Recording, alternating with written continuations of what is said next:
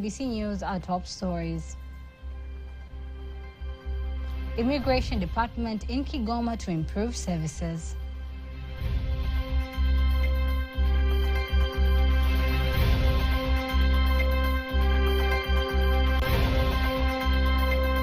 East Africa forces to share experience.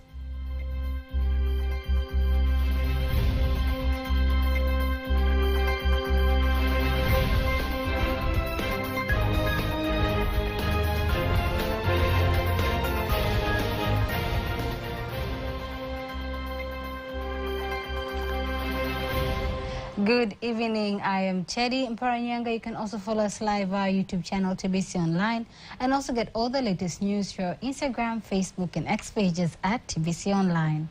The Minister of Home Affairs, Hamad Masauni, has given 1 month to the Immigration Department in Kigoma to make sure that the electronic system monitoring boundaries work at the Manyovu Immigration Center in Kigoma region. Speaking after inspecting the immigration procedure for people coming and going outside the country, Masauni says the electronic system will enable the government to protect revenue collection, combat corruption, and control people who can be a threat to the nation's security.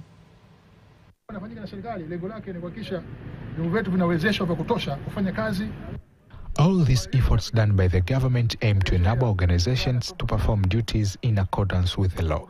You must all increase efforts in performing your duties, especially in protecting your boundaries. It is unacceptable for this system to not be operating while so much money has been invested. I have directed the CDI to make sure the system is operational. Responding to the directive, Bohigwe District Commissioner Colonel Michael Nyalina promises to improve working conditions at the center. Land Force Commander of Tanzania People's Defense Forces, Major General Fadil Nondo, has urged Secretary Forces personnel from Tanzania who will participate in a special exercises for East Africa 2024 in Rwanda to behave themselves so that Tanzania maintains its good image internationally. Major General Nondo made the remarks in Kagera region at the event of handing over Tanzania's flag to Tanzania's forces who will go to Rwanda. Kikundi bila nidhamu inakuwa ni kikundi cha ovyo. In the armed and defense forces, discipline is not something to emphasize too much about. Discipline is one of the pillars practiced in this role. Cooperation amongst ourselves is very important, especially in carrying out any given task. Let's make sure we help the subordinate commanders in carrying out their duties efficiently and professionally. 289 participants from Tanzania's forces and other government institutions are expected to attend the exercise that aim at sharing experience with other East Africa forces in fighting terrorism and illegal migration. Local producers of films and documentaries on wildlife and conservation issues have been asked to participate in the international festivals in order to get capital and a chance to show their work. The producers made their remarks in Arusha at the Widescreen Festival. So far it's been going great. There's been lots of sessions which are exploring different ways on how local people could engage so that they can foster or they can get opportunities on how to present their work and what's the best way to pitch their work so that they can get fundings from different organizations which could help in developing their career in the filmmaking industry. So the festival's been amazing. I really enjoyed it. I think it's so important to have festivals here in Africa and particularly in Tanzania, because so many wildlife films have been made here. So I think it's about time that we have the festival here, and I hope that there will be more festivals like this in the future. Bank of Tanzania's Deputy Governor for Economic and Financial Policies, Dr. Yamungu Kayandabila, has urged the bank's academy to be accessible to the public in order to assist society in keeping up with the rapid changes in the financial sector brought about by technology advancements in the industry. Speaking after handing over 86 certificates to certified financial educators who had attended training at the bank's academy in Dar es Salaam, Dr. Kayandabila says that the goal of the program is to educate the society about interest rates that the financial institutions have to offer. When it comes to interest rates, people, common wananchi, they do confuse how we calculate, interest rate, for example. It's difficult for a common citizen to understand what 15% means. Yeah. So through the certified financial educators, we believe through them they will be able, to extend that awareness. You may call it education, but these are kind of a basic education, awareness to common wananchi, even for us elites. Yeah, not everybody will understand what a 12% means to a facility, to a loan of, say, 5 years, 7 years. Among others, the training covered areas of public financial education, financial calculations, the flow of domestic and international financial services, how to promote income and investment, and financial management. And on to the next news. Small enterprises under the Small Industries Development Organization, SIDO, in 6 regions in the country are to be equipped with IT skills so that they can compete in the digital economy. Speaking after signing a memorandum of understanding with SIDO in Dar es Salaam, Director General of the ICT Commission, Dr. Nkundwe Mwasaga, and Director General of SIDO, Professor Sylvester Mpanduji, says digital economy education is important. This memorandum of understanding, because it will create not one innovation center, but it will create innovation center in all the regions in Tanzania. Of course, we have 31 regions in our country. So we expect youth will have a place where they will be able to incubate their ideas and also to enable to create startups. And startup will add multiplier effect to our economy by basically solving 2 things. One is to ensure that they create decent jobs for youth, and also to make ICT contribute substantially in the digital economy of Tanzania. Regions that are to benefit from the training include Dar es Salaam, Tanga, Mbeya, Lindi, Arusha, and Mwanza. The Director General of Tanzania Commission for Science and Technology, COSTECH, Dr. Amos Nungu, insists stakeholders from non-government organizations to support government's efforts of training new technology in the country so as to create a generation of innovators.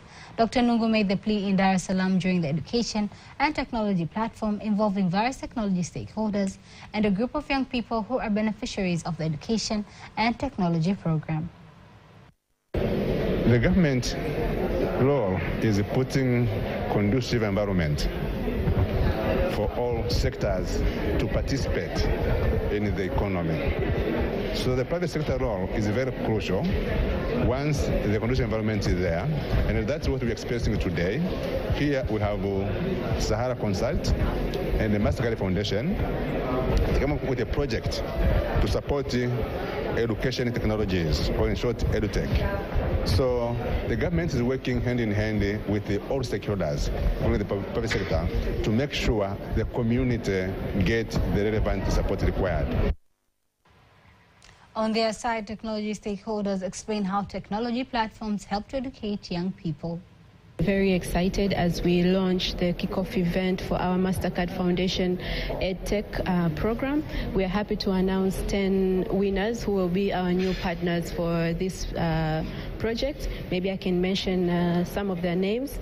We have Shule Yetu Innovations, we have Mtabe, Smart Darasa, Infotaaluma, Shule Soft, Smart Core, Kilimanjaro Planetarium, Meetskits, Fikra, and Taifa Technovation. For this project of EduTech fellowship will enlarge the scope of coverage in terms of provision of different projects that have different interventions around technology, but also will bring out different kind of innovators in technology, and also it will help to curb the existing gap of addressing issues around education in emergence. We know that education can be provided beyond the classroom, and technological innovation, technological interventions are some of the key interventions that are required in provision of education. This program is all about accelerating the EdTech companies here in Tanzania, and really it connects back to what Mastercard Foundation is all about, where we truly believe that everyone should have the opportunity to learn and prosper. EdTech is all about increasing learning opportunities, leveraging technology to increase learning opportunities to young people.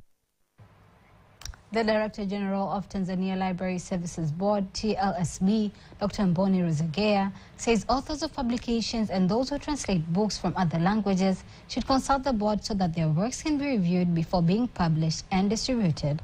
Dr. Ruzegea made the remarks in Dar es Salaam during the launch of a book called Queen of Trumpets, translated into Kiswahili from the famous author of the books in the world, Alexander Pushkin from Russia. We have had a long-term partnership with this center. We have been hosting different book fairs and we have had a joint strategy, especially in translating books written by world-renowned authors into Russian language and translated into Kiswahili language in order to reach more Kiswahili readers.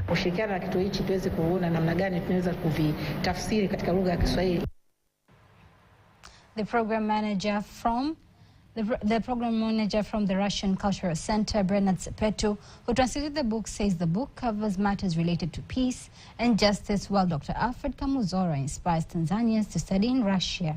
The book was ready, translated, printed, and all out for inauguration. It coincided with the day when Pushkin would be celebrated. Because 6th of June is his birthday. Of course, he died some 200 plus years ago.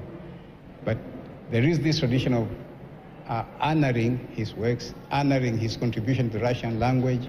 As a famous and a tremendous poem writer, is teaching us a lot of things, even for those who are starting, like being poem writers. Up next is the exchange rates according to the Bank of Tanzania, BOT.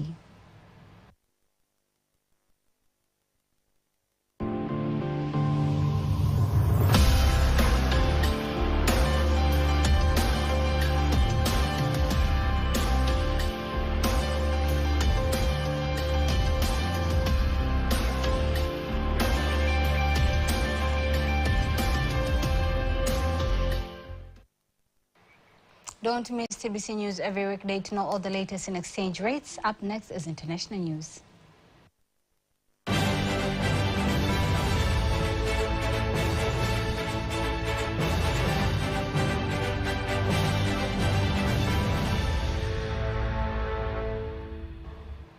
Here's international news as compiled by Ramadan Mpenda and read to you by Faitha Ngaga. South Africa's ruling political party, African National Congress, ANC, says it would seek to stitch together a government of national unity to administer the nation. It comes after last week's election in which the ANC lost its majority for the first time since the end of the racist system of apartheid 30 years ago. After days of internal debate within the party, President Cyril Ramaphosa told a meeting of the ANC's top leadership structure, the National Executive Committee, that South Africa was at a moment of fundamental consequence and that the country required extraordinary leadership. In last week's elections, the ANC lost its majority in South Africa's parliament for the first time since the end of apartheid. Ramaphosa said they therefore agreed to invite political parties to form a government of national unity as the best option to move our country forward. Ramaphosa added that the ANC acknowledged people's complaints and he called for a national dialogue to help rebuild social cohesion. Under South Africa's proportional representation system, for a government to have a guaranteed majority, it would need to be formed of parties which together got more than 50% of the vote. The ANC took a 40% share, with the Centre-Right Democratic Alliance, DA, got 22%. The MK party of former President Jacob Zuma won 15%, and the Radical Economic Freedom Fighters, EFF, 9%. Somalia was elected to serve on the UN Security Council as a non-permanent member for 2 years. Denmark, Greece, Pakistan and Panama also got seats on the UN Security Council in a secret ballot in the General Assembly.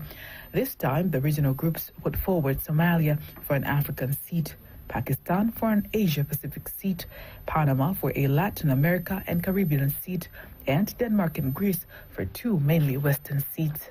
The freshly elected council members will start their terms on January 1st, 2025, replacing Mozambique, Japan, Ecuador, Malta, and Switzerland, which their 2-year terms end on December 31st. A Security Council is charged with maintaining international peace and security. All 5 countries that won seats on Thursday have previously served on the Security Council. Pakistan 7 times, Panama 5 times, Denmark 4 times, Greece twice, and Somalia once. The central bank in the Democratic Republic of Congo, DRC, has mandated that all electronic payment terminals in the DRC only accept Congolese francs in order to boost the use of the national currency and reduce reliance on the US dollar, which weakens the franc. According to the bank, the measure aims to strengthen the use of the national currency and encourage the population to prefer it for everyday transactions of goods and services. The initiative is part of a series of major reforms launched by Nicolas Kazadi, the former Minister of Finance, aimed at combating the dollarization of the economy and promoting financial inclusion. Currently, only 13% of electronic payment terminals accept Congolese francs, favoring foreign currencies in the dollarized economy. The new policy supports previous measures requiring prices and state payments to be in the national currency. Also, the initiative will integrate all bank cards to streamline transactions regardless of the issuing bank. That was international news. Sports news up next.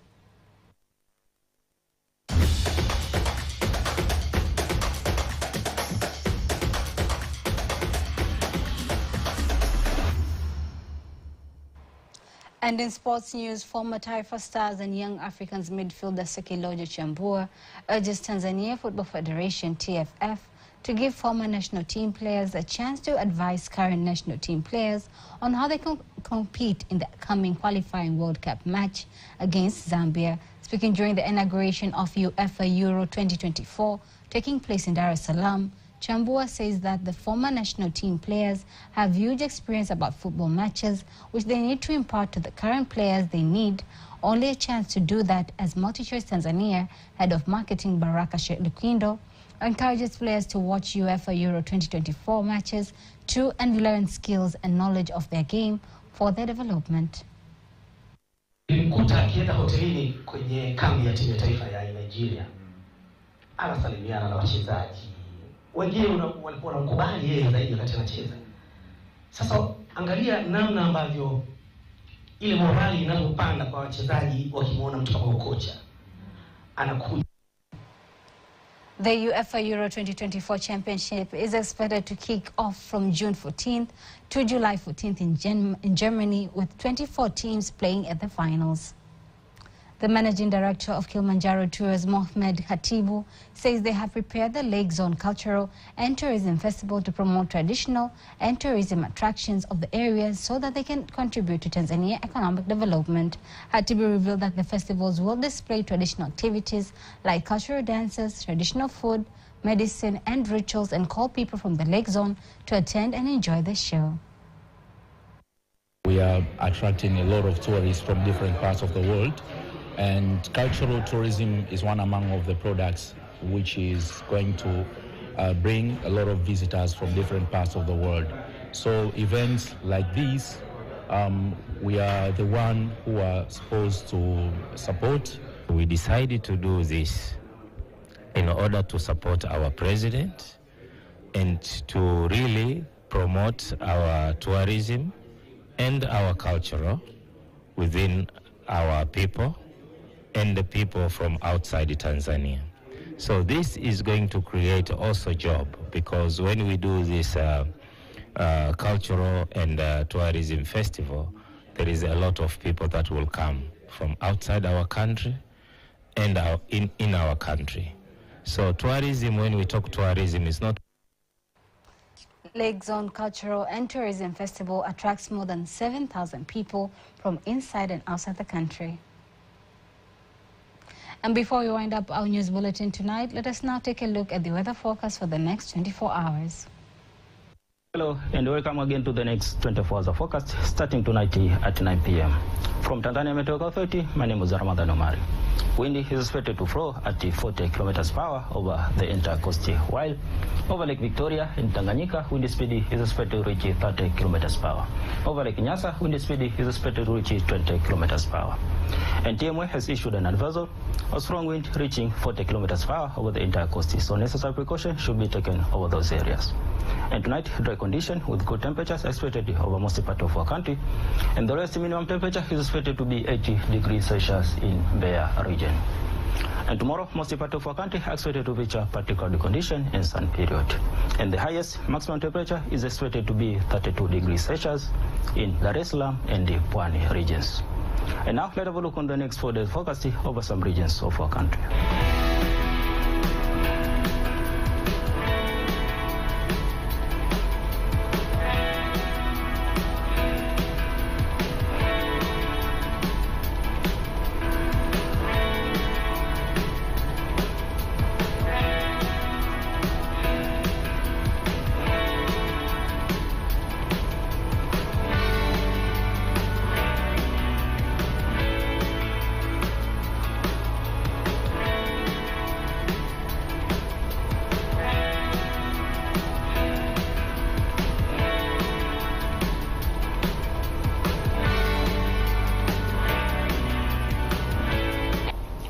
And that is all for today. Thank you for watching and goodbye.